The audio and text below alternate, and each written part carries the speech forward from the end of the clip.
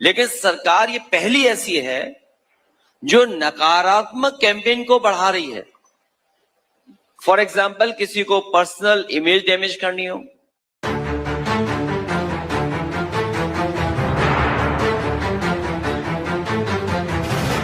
नमस्कार, मैं हूं आपका दोस्त आलोक कुमार। अभिवादन स्वीकार कीजिए मेरा। आज बात करेंगे उत्तर प्रदेश में अखिल भारतीय कांग्रेस पार्टी की भूमिका पर।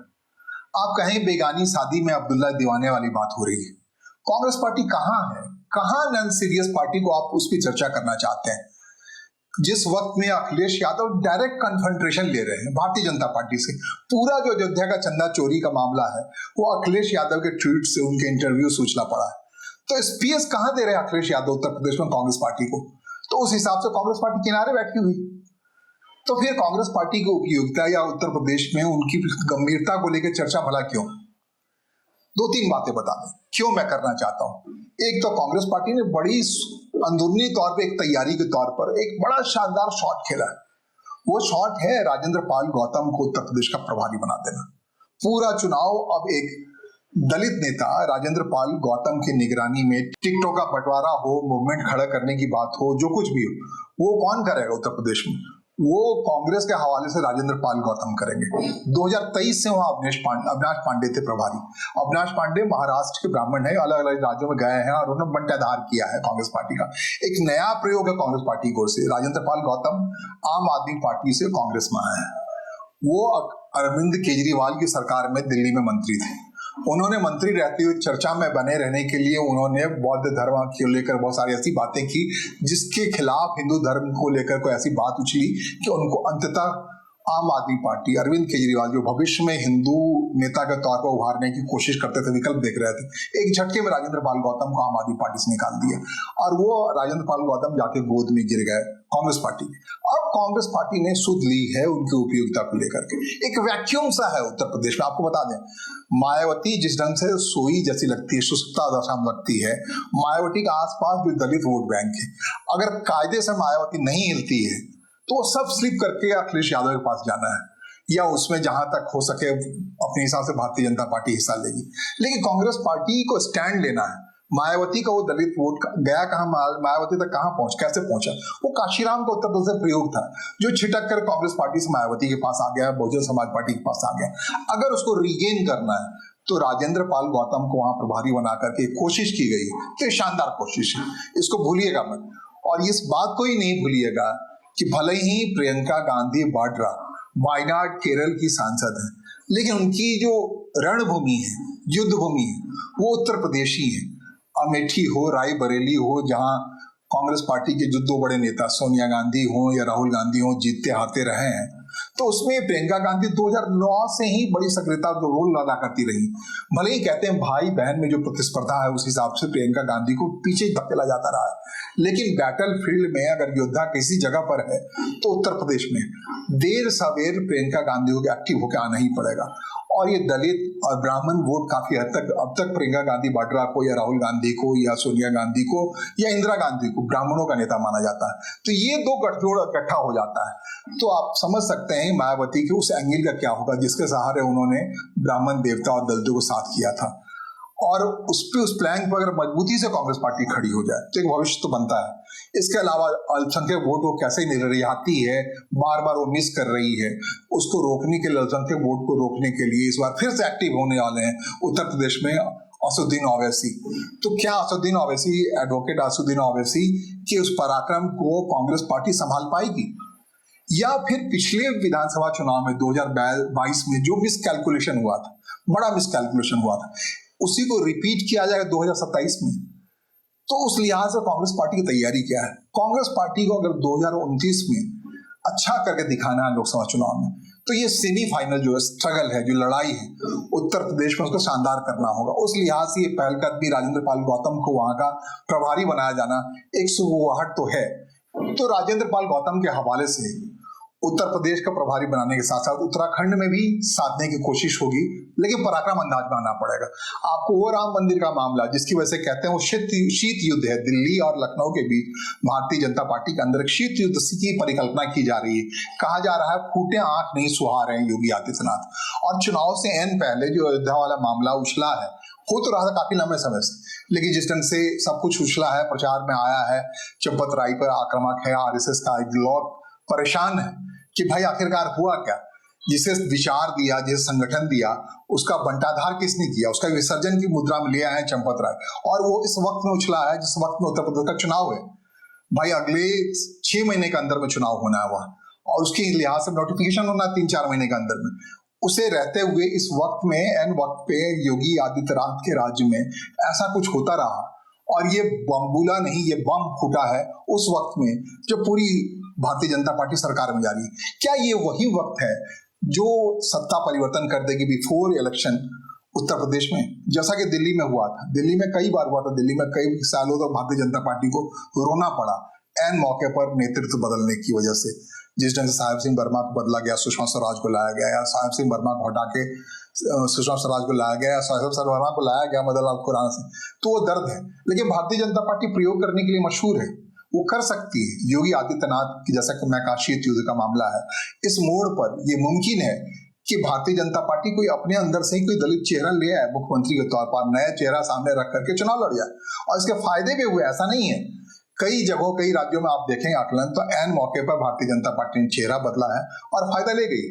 तो जो कुछ भी पिछले 10 साल से योगी आदित्यनाथ ने वहां किया है, इनकाउंटर किए हैं, तमाम चीजें जो की हैं, तो उससे अगर वो लोकल नाराजगी है तो उसको बदलने के लिए ये प्रयोग किया जा सकता है, जो किया जा रहा है लगातार भारतीय जनता पार्टी के हवाले से। तो जब भारतीय जनता पार्टी अपने शीत युद्ध में उलझी पड़ी है अपने अंदर के लखनऊ और दिल्ली की, उस वक्त में कांग्रेस पार्टी से अपेक्षित थी कि लोग मैदान में आते हैं। राहुल गांधी इस मोड़ पे जिस ढंग से पूरा मामला, अयोध्या का मामला गर्म है, राम मंदिर के चंदा चोरी का मामला गर्म है, तो विदेश के टूर पे क्या कर रहे हैं? अगर सीरियस पॉलिटिशियन है तो उनको इस उत्तर प्रदेश के चुनाव को, जो सेमीफाइनल कहलाता है लोकसभा चुनाव का, उसे गंभीरता के साथ लेना पड़ेगा।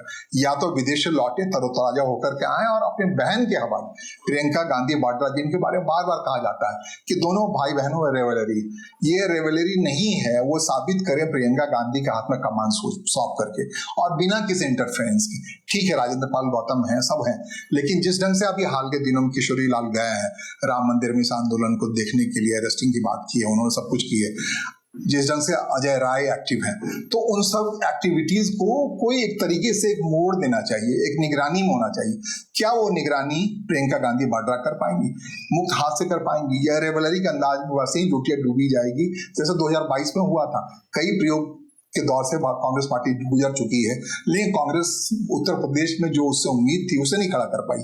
कॉम्बिनेशन के तौर पे देखिए ना, राजेंद्र पाल गौतम दलित हैं, ब्राह्मण, अगर सोनिया गांधी के परिवार को बिलोंग करने वाले, इंदिरा गांधी के परिवार के बिलोंग करने वाले लोगों के पास इकट्ठे होते हैं, या जिस ढंग से रायबरेली में हुआ, किशोरी लाल के पक्ष में ब्राह्मण वहां टूट के आ गए, स्मृति ईरानी खेत हो गई, हार गई, तमाम चीजें हुई, तो क्या ऐसी सूरत बन रही है जो मायावती को सत्ता में लाने के कारण बनी थी, ब्राह्मण दलित गठजोड़? तो क्या ब्राह्मण दलित गठजोड़ बनने वाला है राजेंद्र पाल गौतम के जरिए? ऐसा कोई प्रयोग हो रहा है कि जो लोग विक्षुब्ध हैं, जो लोग नाराज है समाजवादी पार्टी से या फिर बहुजन समाज पार्टी से, उनको टिकट देने समय में प्राथमिकता दी जाएगी जो आधारभूत संरचना वाले व्यक्ति हैं? ऐसा कुछ प्रियंका गांधी कर पाएंगी, या कोई मिरेकल हो सकता है क्या उत्तर प्रदेश में? उत्तर प्रदेश के मिरेकल पे ही निर्भर करता है 2029 में कांग्रेस पार्टी कहाँ रहेगी।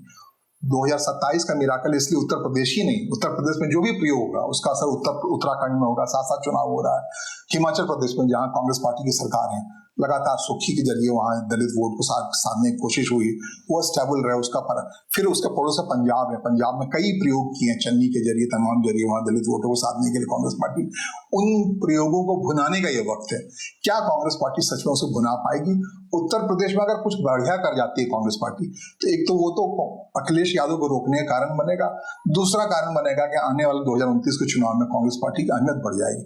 ये अलग बात है, कांग्रेस पार्टी का जो परफॉर्मेंस रहा है, केरल के परफॉर्मेंस की बात आप कर लें, वहां अच्छा कर गई, मनरूप कर गई, लेकिन उसके लिए सीरियस एफर्ट होता हुआ दिखना चाहिए। राहुल गांधी को अब किसी एन मौके पर गायब नहीं होना चाहिए, उनको निगरानी करनी चाहिए।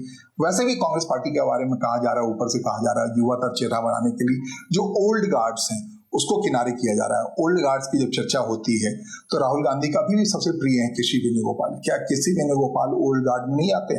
तो उनके रहते कोई युवाता चेहरा आएगा जो उत्तर प्रदेश का प्रभार लिया जाएगा जिसके हवाले। और उत्तर प्रदेश में अगर कांग्रेस पार्टी गंभीर हो जाती है तो उनके रिवाइवल की गुंजाइश है। अगर नहीं होती है, ऐसे ही सुस्त दफार रखती है प्रियंका गांधी को, अभी तो उधर जाना चाहिए भाई। कहाँ वक्त है? 6 महीने का वक्त बहुत कम वक्त होता है। मोटे तौर पे जोड़ लीजिए आप, 36 18 180 दिन है, 200 दिन भी नहीं रह गए चुनाव।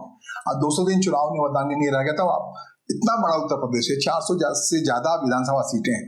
आपके उम्मीदवारों के चयन की प्रक्रिया शुरू हो जानी चाहिए, रैलियां की बात होनी चाहिए, कहाँ से इंतजाम होगा, क्या कुछ होगा, आप दे दीजिए। रेवंत रेड्डी को यहाँ पर बना दीजिए, वहां का सारा रिसोर्स दे दीजिए, सब कुछ कायदे से करें। ऐसा ना हो कि बी टीम में जो हाल हुआ पश्चिम बंगाल में कांग्रेस का वही हाल हो जाए। ये बात साफ है, सबको पता था कि पश्चिम बंगाल के बाद फोकस में अयोध्या आएगा, और अयोध्या आया भी।